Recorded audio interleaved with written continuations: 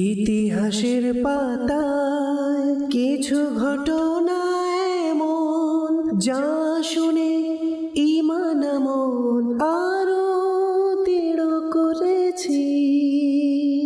আলহামদুলিল্লাহ রাব্বিল আলামিন ওয়াসসালাতু ওয়াসসালামু আলা সাইয়্যিদিল মুরসালিন আম্মা বা'দ ফাআউযু বিল্লাহি মিনাশ শাইতানির রাজীম বিসমিল্লাহির রহমানির রহিম। ছোট বন্ধুরা, চলুন আমরা সবাই মিলে দুরূদ পাঠ করি।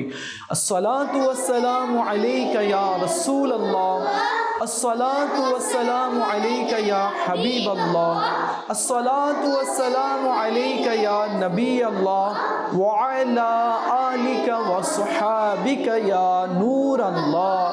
সুবহানাল্লাহ।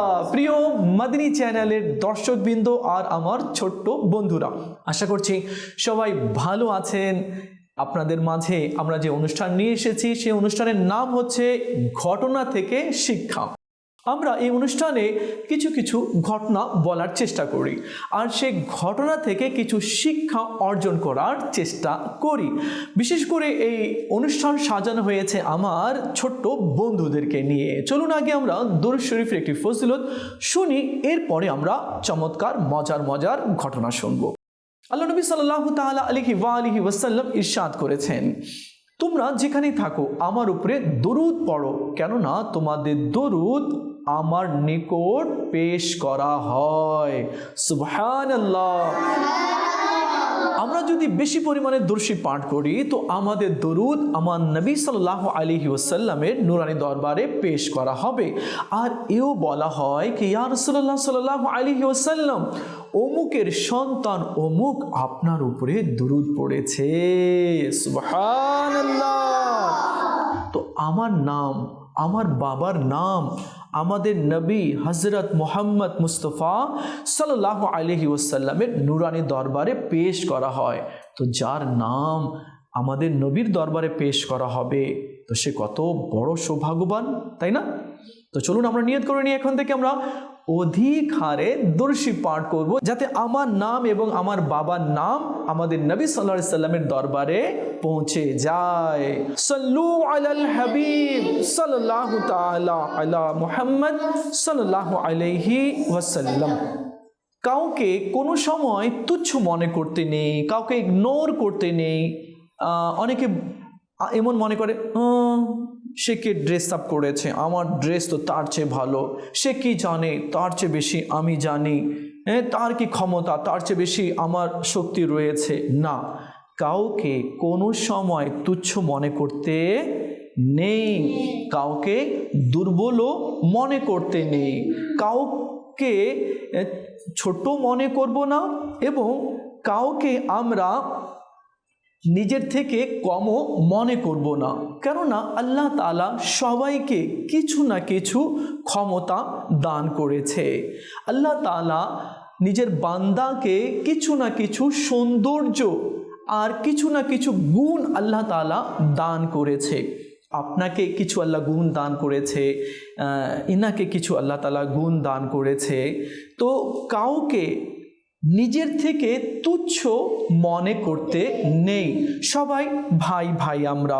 কেউ একটু কালো আছে, দেখো এমন না, এমনও মনে করতে নেই। আচ্ছা, আমি খুব স্মার্ট, তো নিজেকে বেশি স্মার্টও মনে করতে নেই। আমাকে খুব সাদাসিধেভাবে থাকতে হবে, কেননা আমি যদি অহংকার করি বা আমি নিজেকে সবসময় বড় মনে করি তো যে নিজেকে সব সময় বড় মনে করবে তো সে আল্লাহর দৃষ্টিতে সে তুচ্ছ, আল্লাহর দৃষ্টিতে সে একেবারে নগণ্য। আর আল্লাহর কুদরতের দৃষ্টিতে কেউ যদি সম্মানিত হতে চায় তো সে যাতে নিজেকে ছোট্ট মনে করে আর অপরকে নিজের থেকে বড় এবং ভালো মনে করে, তো যে এমনটি করবে আল্লাহ তাআলা তাকে নিজের বন্ধু বানিয়ে নিবে। কি বানাবে? আল্লাহ নিজের বন্ধু বানিয়ে নিবে। চলুন আমরা একটি ঘটনা শুনি আর ঘটনা থেকে শিক্ষা অর্জন করি। এক ইঁদুর জঙ্গলের মধ্যে ঘুরছিল, পাশে ওই ইঁদুর একটি বাদাম দেখলো। সে বলল, এবার তো আমি মজা করে খাবো। তো সে বাদাম মুখে নিয়ে চাবাতে লাগলো। তো একটু শব্দ হলো, পিছনে এক সিংহ ঘুমাচ্ছিল। ইঁদুরের শব্দে সিংহ জেগে উঠল। সিংহ বলল, আমাকে কে ডিস্টার্ব করলো? তো ইঁদুর বলল, আমি একটু হরকত করলাম, শব্দ করলাম, তো আপনার ঘুমে ব্যাঘাত সৃষ্টি হলো। তো সিংহ একেবারে চটে উঠল, তার হাত দিয়ে থাবা দিয়ে এভাবে তাকে চেপে দিল। তোমার এত সাহস কি তুমি আমাকে ডিস্টার্ব করলে, আমার ঘুম তুমি ভেঙে ফেললে, তোমাকে ছাড়বো না আমি। তো ইঁদুর খুবই বিনয় সহকারে বলল, আমাকে ছেড়ে দিন, আর আমি ডিস্টার্ব করব না, আর আমি আপনার এলাকায় আসবো না, আমাকে ছেড়ে দিন, আমি হয়তো আপনার কোনো দিন কোনো কাজে আসতে পারি। তো সিংহ হেসে বলল, তুমি সামান্য একটা ইঁদুর, তুমি আমাকে কি সহযোগিতা করবে? বলে, কোনো না কোনো দিন তো আমি আপনার কাজে লাগতে পারি। তো সিংহ খুশি হলো, ঠিক আছে যাও, ছেড়ে দিলাম তোমাকে। ইঁদুর চলে গেল। কিছুদিন অতিবাহিত হতে না হতে ইঁদুর আবারও সেই রাস্তা দিয়ে, সেই জঙ্গলের পাশ দিয়ে যেতে লাগলো। তো দেখলো কেউ কান্না করছে, কেউ চিৎকার করছে। তো ইঁদুর বলল, এটা তো ওই সিংহের শব্দ, যাই তো দেখি কি হয়েছে। যখন ইঁদুর যায় তো দেখে সিংহ এক জালের মধ্যে আবদ্ধ হয়ে রয়েছে, জড়িয়ে রয়েছে, বন্দি হয়ে গিয়েছে জালে। আর বাঘ চেঁচামেচি করছে কি আমাকে বাঁচাও, আমাকে খুলে দাও, আমাকে ছেড়ে দাও।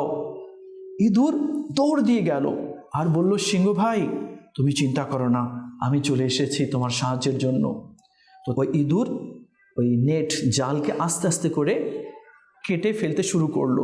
ধীরে ধীরে ধীরে ধীরে জাল কেটে ফেললো আর সিংহকে মুক্ত করে দিল।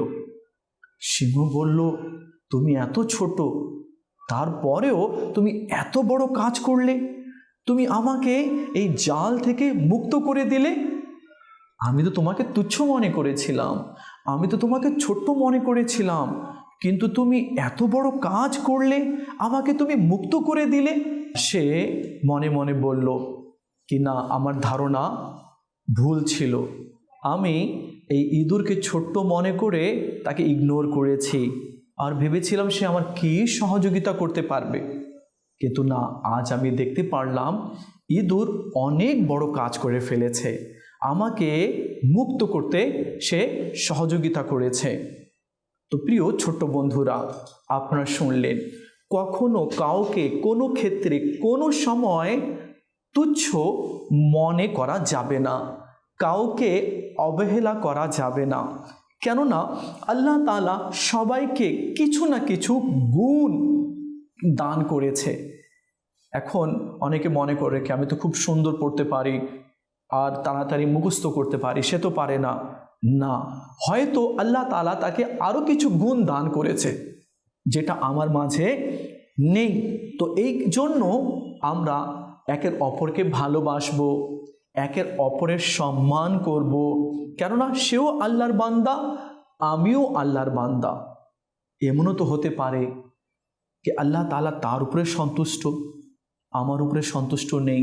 আমি দেখতে ভালো, হ্যাঁ, খুব সুন্দর গেটআপে আমি আছি, এমনও তো হতে পারে কি আল্লাহর দরবারে আমার কোনো মূল্য নেই, কিন্তু সে তার গেটআপ ভালো না, কিন্তু সে আল্লাহর দরবারে মকবুল হতে পারে।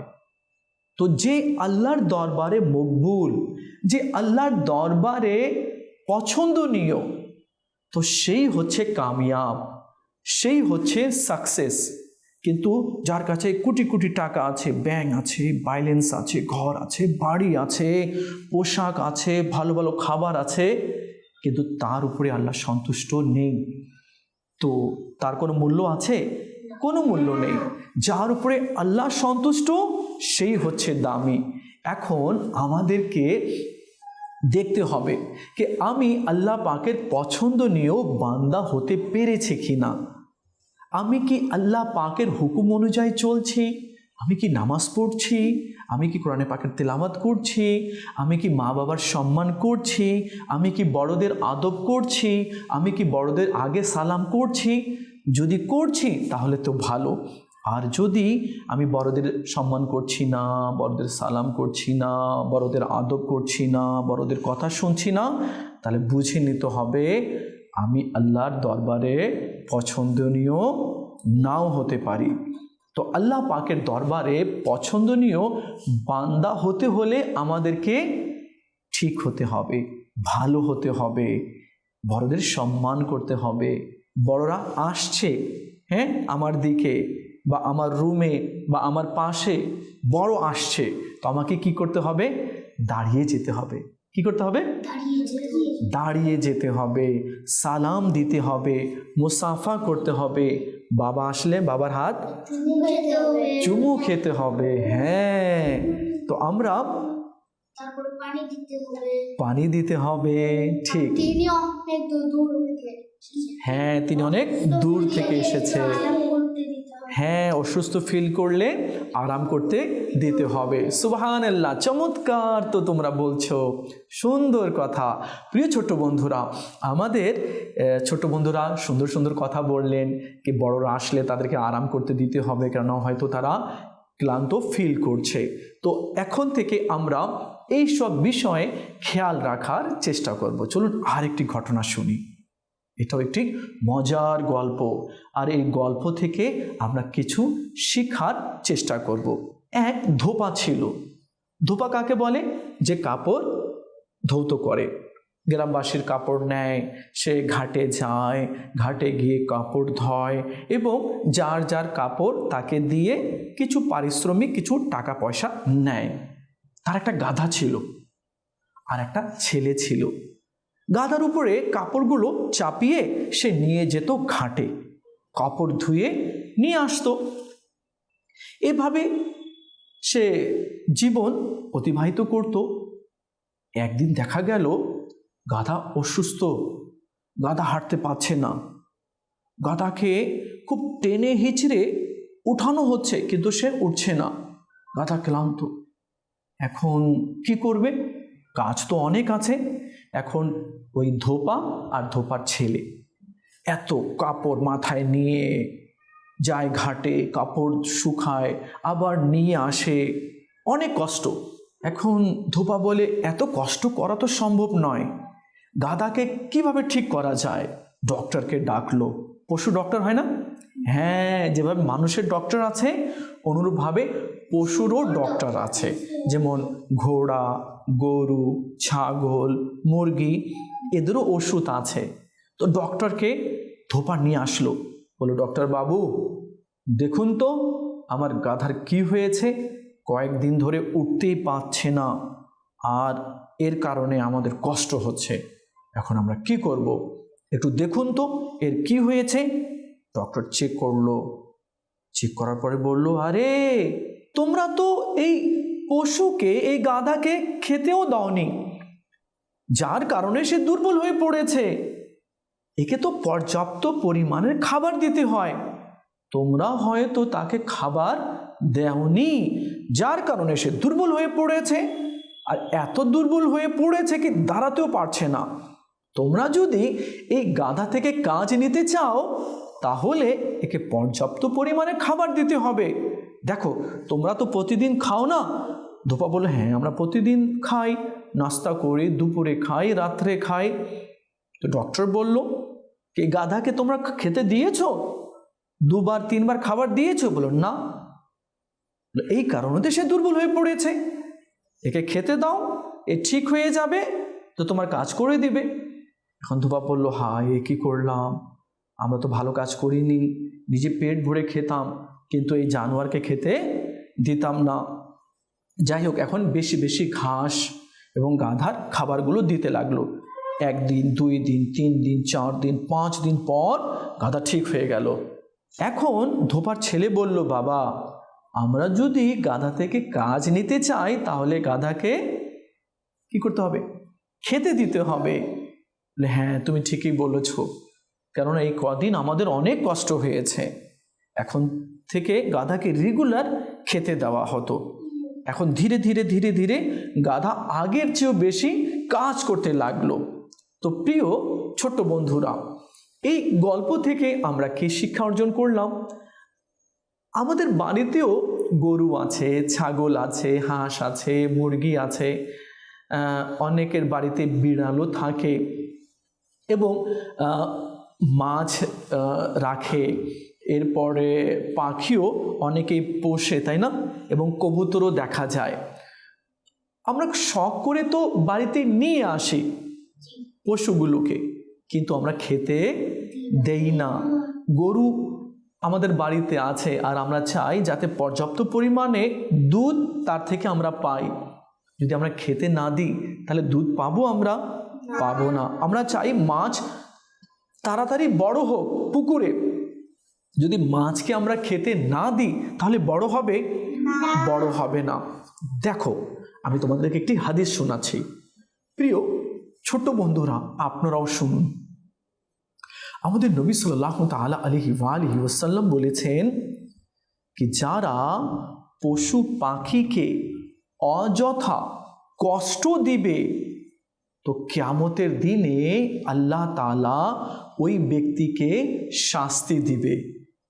তো বিড়াল আছে, তো বিড়ালকেও কষ্ট দেওয়া যাবে না। বাড়িতে গরু আছে, হ্যাঁ, ছাগল আছে, হাঁস মুরগি আছে, দেখতে হবে কি এদেরকে খাবার দেওয়া হয়েছে কিনা। আচ্ছা, এখানে আরেকটি কাজ আমরা করতে পারি, সেটা হচ্ছে অনেকেরই বাড়িতে ছাদ আছে। তো আমরা এমন করতে পারি, ছাদের উপরে কোনো পেয়ালায় বা কোনো পাত্রে আমরা পানি রেখে দিতে পারি। কেন? কারণ পাখিগুলো পানি খেতে পারে। হ্যাঁ, আমরা এতটুকু কাজ করতে পারি। অনেক সময় দেখা যায় কি অনেকেই নিজের ছাদে কিছু খাবারও দিয়ে দেয়। এতে কি হবে, ওই পাখিগুলো উড়ে আসছে, তো তারা যদি খেয়ে নেয় তাহলে আমাদেরকে সওয়াব আল্লাহ দিবে, আল্লাহ আমাদেরকে বরকত দিবে। তো আমরা এই কাজগুলো করতে পারি। তো প্রিয় ছোট্ট বন্ধুরা, আমরা এই দুই ঘটনা থেকে অনেক কিছু শিক্ষা অর্জন করতে পারি। নাম্বার 1, কি পশুকে পাখিকে কখনো কোনো সময় কোনো ক্ষেত্রে কোনো জায়গায় কষ্ট দেওয়া যাবে না, তাকে প্রহারও করা যাবে না। আল্লাহু আকবার। জানো কি হয়েছে? চলো একটু আমরা ঘটনা শুনি। আমার নবী সাল্লাল্লাহু তাআলা আলাইহি ওয়াসাল্লাম বলেন, আমি জাহান্নামে এক মহিলাকে দেখেছি, যে মহিলা আযাবের মধ্যে লিপ্ত ছিল। মহিলা আগুনের মধ্যে না হাবুডুবু খাচ্ছিল। আগুন সেই মহিলাকে জ্বালিয়ে পুড়িয়ে ছাই করে দিচ্ছিল, আর সে ভীষণ জোরে চিৎকার করছিল। তো আমার নবী সাল্লাল্লাহু আলাইহি ওয়াসাল্লাম জিজ্ঞেস করলেন, এই মহিলাকে এমনভাবে শাস্তি কেন দেওয়া হচ্ছে? আগুনের মধ্যে একেবারে পোড়ানো কেন হচ্ছে? এই মহিলাটি কি করেছে? তো ফেরেশতা বলল, ইয়া রাসূলুল্লাহ সাল্লাল্লাহু আলাইহি ওয়াসাল্লাম, এই মহিলাটি অনেক বড় পাপ করেছে। এর বাড়িতে একটি বিড়াল ছিল, ওই বিড়ালকে সে বেঁধে রেখেছিল, তাকেও খেতেও দেয়নি, পানিও দেয়নি, তাকে এইভাবে বন্দি করে রেখেছিল।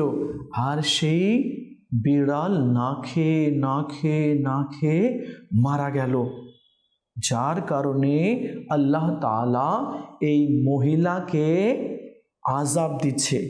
কেননা সেই মহিলা ওই বিড়ালকে বেঁধে রেখেছিল আর খেতেও দেয়নি। খিদার জ্বালায় বিড়ালটি মারা গিয়েছিল। আল্লাহ তাআলা অসন্তুষ্ট হলো আর এই মহিলাকে জাহান্নামের মধ্যে নিক্ষেপ করে আল্লাহ আযাবের মধ্যে লিপ্ত করে দিয়েছে। আল্লাহু আকবার। তো আমরাও কখনো কোনো পশুকে, কোনো পাখিকে আমরা কষ্ট দেব না। প্রিয় ছোট্ট বন্ধুরা, দেখা যায় আমাদের কুরবানির সময় ছাগল আনা হয়, গরু আনা হয়। তো গরুকে নিয়ে খুব এক জায়গা থেকে অন্য জায়গায় নিয়ে যাওয়া হয়, দৌড়ানো হয়, কিন্তু ঘরের লোকেরা অনেক সময় পানি দেয় না খেতে, তারপরে খেতে দেয় না। এমন কষ্ট দিতে নেই। কি করতে হবে? আমরা যত্ন করব, খাবার দিব, পানি দিব। হ্যাঁ, যত্ন করব, খেতে দিব আর পানিও দেব। কখনো আমরা এভাবে কোনো প্রাণীকে কষ্ট দেব না। আল্লাহ তাআলা আমাদের সবাইকে বোঝার তৌফিক দান করুক। আল্লাহ তাআলা আমাদের সবাইকে একের অপরের খেয়াল রাখা, তাদের যত্ন নেওয়া, এমনকি পশু পাখিরও যত্ন নেওয়ার আল্লাহ তাআলা আমাদের সবাইকে তৌফিক দান করুক। প্রিয় ছোট বন্ধুরা, আপনারা দেখছেন অনুষ্ঠান ঘটনা থেকে শিক্ষা। আর আমাদের ঘরে যে অভিভাবক রয়েছে, তো তারাও যাতে নিজের সন্তানকে এদিকেও একটু ভ্রক্ষেপ করে, কি দেখো কোনো প্রাণীকে কষ্ট দেওয়া যাবে না, এবং যে প্রাণীদের উপরে রহম করবে আল্লাহ তাআলা তার উপরে রহম করবে। তো এই ক্ষেত্রেও নিজের বাচ্চাদেরকে দৃষ্টিপাত দিতে হবে, তাদেরকেও শেখাতে হবে। আল্লাহ তাআলা আমাদের সবাইকে বোঝার তৌফিক দান করুক। দেখা হবে আগামী পর্বে আরেকটি বিষয় নিয়ে আলোচনা করব। ততক্ষণ ভালো থাকুন আর মাদিনী চ্যানেলের সঙ্গেই থাকুন। সাল্লু আলাল হাবিব সাল্লাল্লাহু তাআলা আলা মুহাম্মদ সাল্লাল্লাহু আলাইহি ওয়াসাল্লাম। ইতিহাসের পাতায় কিছু ঘটনা এমন যা শুনে